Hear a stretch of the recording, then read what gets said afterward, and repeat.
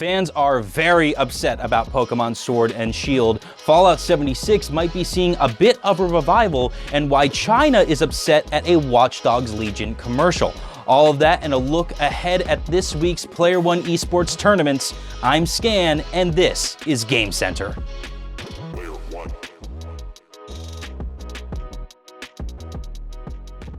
Longtime Pokemon fans are outraged at Game Freak right now over the announcement that the National Pokedex will not be appearing in this November's Pokemon Sword and Shield.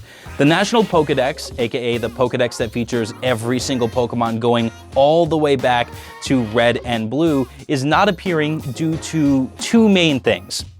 Or at least Game Freak claims two main things. Number one, too many character models to make. You're talking about 900 different character models to make and animate, and it would just be a monumental task to do so, number one. Number two, and this one seems a little bit legitimate to me, balance concerns. Game Freak is concerned about being able to balance the abilities and strengths and weaknesses of over 900 characters, as there is a legitimate Pokemon competitive scene, so that needs to be taken into account. So for Pokemon Sword and Shield, it's just going to be a Pokedex for the Pokemon in those two games.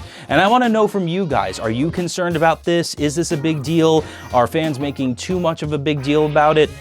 If you ask me, I think it's time for Pokemon to kind of have a Pokemon 2.0 reset. But I can understand the outrage as well. So where do you stand? Fallout 76 is seeing a bit of a revival right now thanks to the introduction of a new mode and a major announcement at E3. That announcement being the addition of NPCs to the title, which previously was just very, very barren. I mean, that's the best way to describe Fallout 76 to date, is just barren. But the addition of a Battle Royale mode, which yes, is entering Fortnite territory in more ways than one, is really, really piquing interest in the game. Twitch viewership for the title was up 2,200% last week due to the beta of this new mode, Nuclear Winter. And the beta has been so successful, and Bethesda has been, quote, blown away by the response to such a degree that the beta is now being moved indefinitely. So this could be good. We might actually see Fallout 76 learn from its mistakes, turn around, and head down a path where it might eventually be a good game. This is step number one. It just depends on how it's followed up. China is currently very upset with Watch Dogs developer Ubisoft over a trailer that was released for the game last week.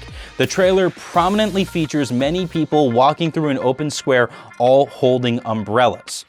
Now, this doesn't sound like a big deal, but if you look at the current context and current status quo of things, it kind of can be seen as one, at least from China's point of view. See, umbrellas were a major symbol of the 2014 umbrella protests in Hong Kong, where due to rain, everyone was holding umbrellas, but the umbrellas also became defensive items to protect people against tear gas and rubber bullets. And with protests currently ongoing in Hong Kong again as of this recording, China seems to be very upset about the imagery just happening to line up in such a way, especially in a game that is so focused on being essentially an active protester against a major society.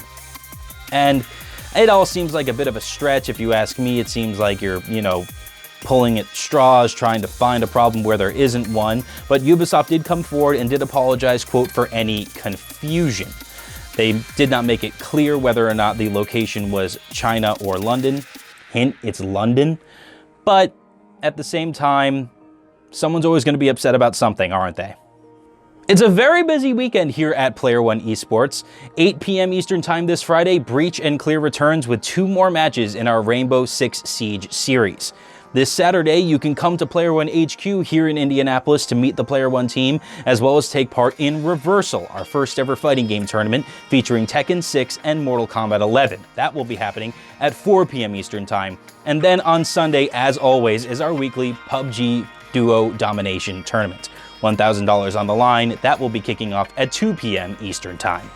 Well, that's going to wrap things up here for this episode of Game Center. If you have any questions, want to see our upcoming schedule of events, or want to find us on social media, you can find links to all of these things on our website, which is player1esports.com or p1e.gg. But for Player One Esports, I am Scan, and this has been Game Center. Game on, everybody.